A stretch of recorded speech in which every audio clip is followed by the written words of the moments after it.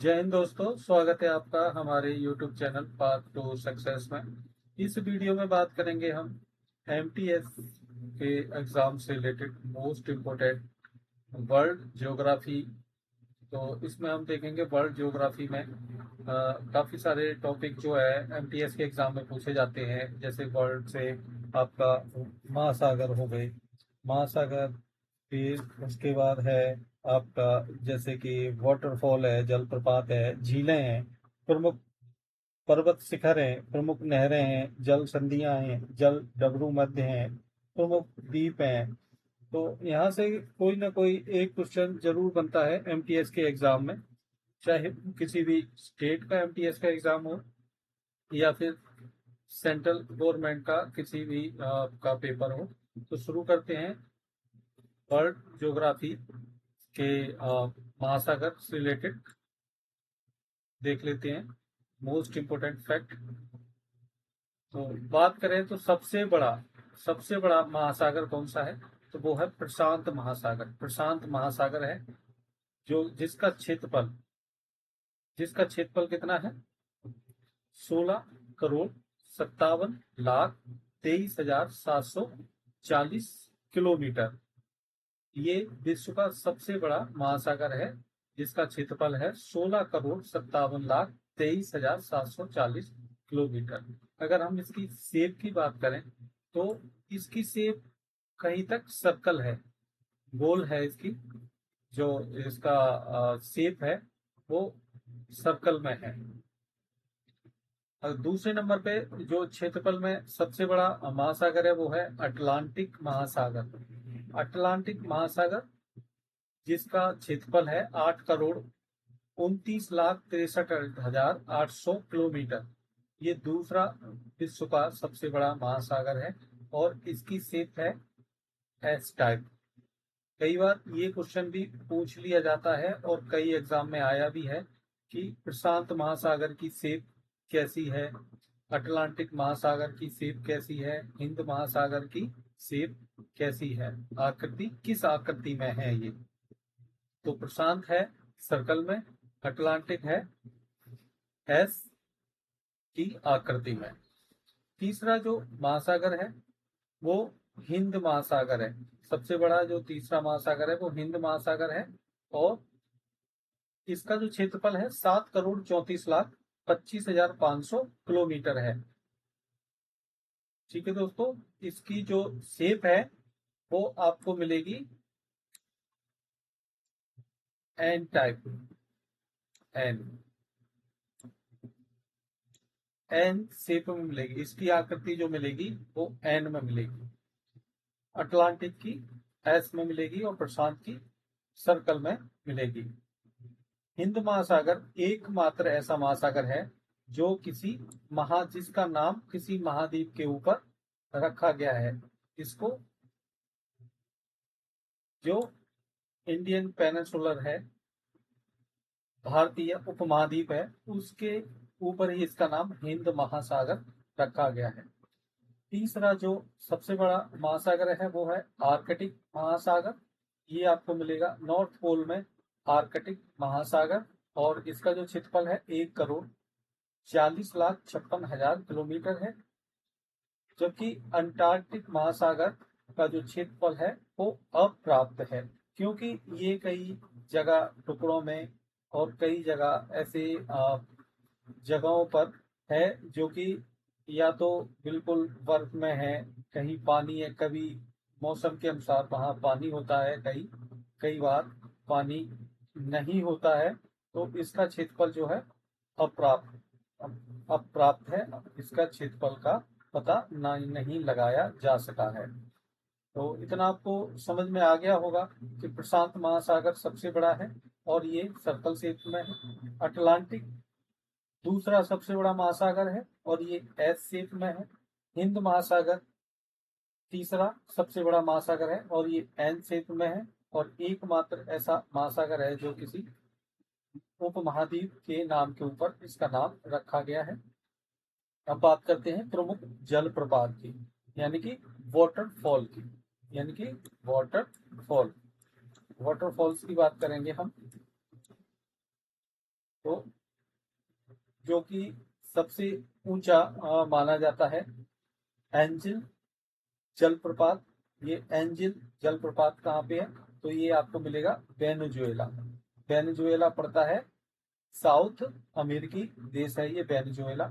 Venezuela पड़ेगा, में पड़ेगा एंजिल, एंजिल जलप्रपात पड़ेगा वेनेजुएला। दूसरा है योसेमाइट। योसेमाइट जलप्रपात मिलेगा आपको कैलिफोर्निया में। योसेमाइट मिलेगा आपको कैलिफोर्निया में, यानी कि अमेरिका में मिलेगा। ये आपको यूएसए में मिलेगा, योसेमाइट, यूएसए। आप इससे भी यूएसए से रिलेट कर सकते हैं याद रखने के लिए कि यूएसए, यूएसए यानी कि योसेमाइट, योसेमाइट है यूएसए, कैलिफोर्निया में। सूथरलैंड, सूथरलैंड आपको मिलेगा न्यूजीलैंड में। सूथरलैंड, और यहाँ पे बिल्कुल मैच कर रहा है न्यूजीलैंड, सूथरलैंड। चौथा है डेल्ला। डेल्ला आपको मिलेगा कनाडा में, कनाडा में मिलेगा आपको डेल्ला। तो आप रिलेट करना हो तो यहाँ से ड से कर सकते हैं, डेल्ला और कनाडा। डेल्ला मिलेगा आपको कनाडा में। जो तो आपको पता ही है, जिसका नाम गरसोप्पा है, ये भारत में है, कर्नाटक में है, और भारत का सबसे ऊंचा जलप्रपात है। बात करते हैं झीलों की। प्रमुख झील है कैस्पियन सागर।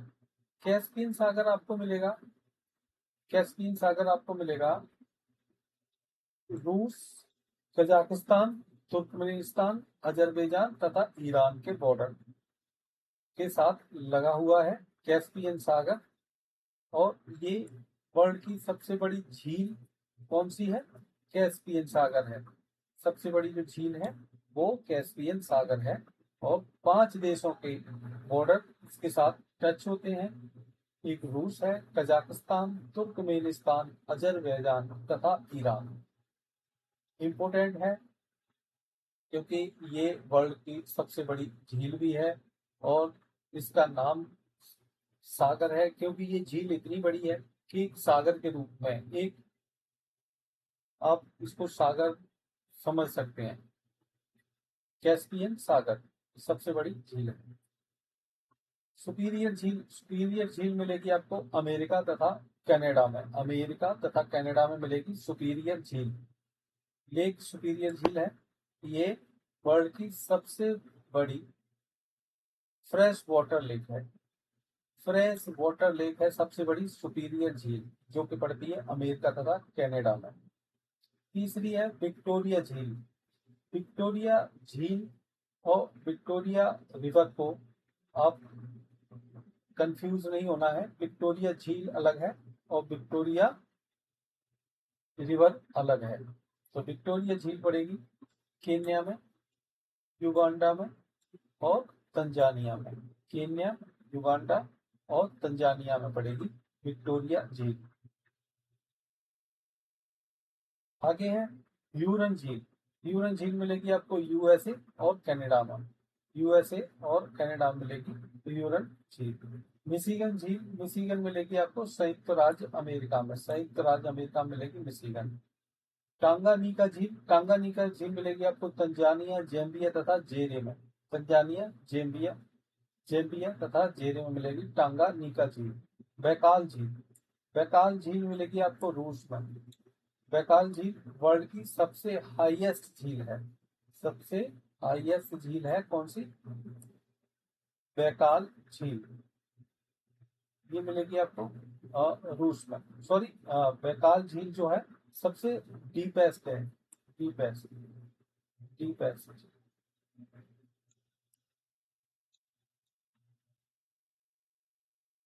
जो कि यूरोप की है। यूरोप में पड़ती है बैकाल झील, जो कि रूस में है। आगे है ग्रेट बैरियर झील। ग्रेट बैरियर झील पड़ेगी कनाडा में। ग्रेट बैरियर झील आपको मिलेगी कनाडा में। एरी झील मिलेगी संयुक्त राज्य अमेरिका और कनाडा में। विनी, विनीपेग झील मिलेगी आपको ओनली कनाडा में। और टीटीकाका झील मिलेगी आपको पेरू और बोलीविया में। टीटीकाका झील मिलेगी पेरू और बोलीविया में। बात करेंगे प्रमुख प्रमुख पर्वत शिखरों की। तो सबसे ऊंचा जो पर्वत शिखर है, जैसा कि आप जानते हैं, माउंट एवरेस्ट है, और ये पड़ता है नेपाल में। माउंट एवरेस्ट नेपाल में। K2, जिसको गार्डविन ऑस्टिन बोलते हैं, K2 आपको मिलेगा पीओके भारत में। ये आपको मिलेगा पीओके भारत में, पीओके में मिलेगा आपको। कंचनजंगा, कंचनजंगा बॉर्डर पे पड़ता है नेपाल और भारत के बॉर्डर पे, यानी कि ये सिक्किम में मिलेगा आपको। सिक्किम, सिक्किम और नेपाल के बॉर्डर पे है। सिक्किम और नेपाल के बॉर्डर पे कंचनजंगा। धौलागिरी नेपाल में मिलेगा, धौलागिरी नेपाल में। नंगा पर्वत आपको मिलेगा भारत में, भारत में मिलेगा नंगा पर्वत। अन्नपूर्णा नेपाल में, और नंदा देवी आपको मिलेगा भारत में, उत्तराखंड में। नंदा देवी मिलेगा भारत में, उत्तराखंड में। चलिए बात करते हैं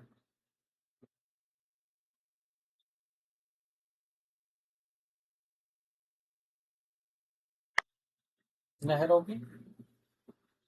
नहरों की बात करते हैं तो शू नहर, शू नहर कहाँ पे है? संयुक्त राज्य अमेरिका में, यूएसए में। शू नहर है आपकी संयुक्त राज्य अमेरिका में। इरी नहर, इरी नहर भी आपको मिलेगी संयुक्त राज्य अमेरिका में। कील नहर, कील मिलेगी जर्मनी में। मैनचेस्टर नहर मिलेगी ग्रेट ब्रिटेन में। और स्वेज नहर मिलेगी मिस्र में, स्वेज नहर मिलेगी मिस्र में। और पनामा नहर मिलेगी पनामा में। ये दो मोस्ट इंपोर्टेंट है, क्योंकि यहाँ से कई बार पूछ लिया जाता है क्वेश्चन। बात करते हैं कि जो सू नहर है, इनकी स्थिति क्या है। तो सू नहर की स्थिति,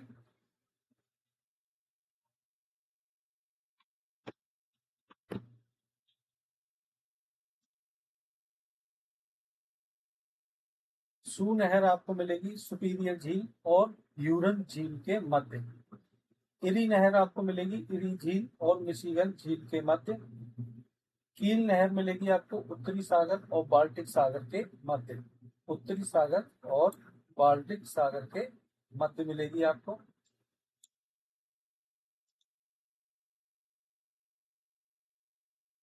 बाकी मैनचेस्टर, मैनचेस्टर नहर मिलेगी मैनचेस्टर और लिवरपूल के मध्य।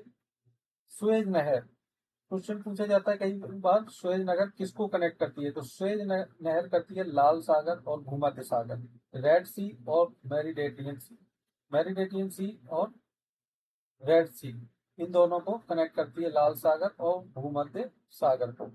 और पनामा नहर कनेक्ट करती है कैरिबियन सागर और प्रशांत महासागर को, आपस में कनेक्ट करती है। बात करते हैं आगे जल संधि।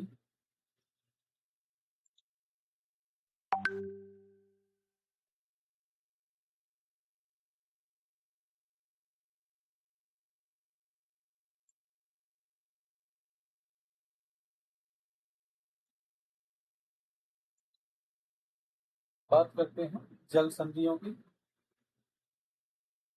तो मलक्का जल संधि है अंडमान सागर और दक्षिण चीन सागर, किस किस को जोड़ती है? अंडमान सागर और दक्षिण चीन सागर। ये है इंडोनेशिया और मलेशिया में पड़ती है मलक्का जल संधि। पाक, पाक जल संधि है, ये मन्नार और बंगाल की खाड़ी को जोड़ती है, ये भारत श्रीलंका में पड़ती है। सेकंड है, थर्ड है हमारी बेरिंग, बेरिंग सागर और चुक्सी सागर में, और ये अलास्का रूस में पड़ती है बेरिंग सागर। डेविस जल संधि जो है बैफिन खाड़ी और अटलांटिक महासागर, ग्रीनलैंड और कनाडा के बीच में पड़ती है।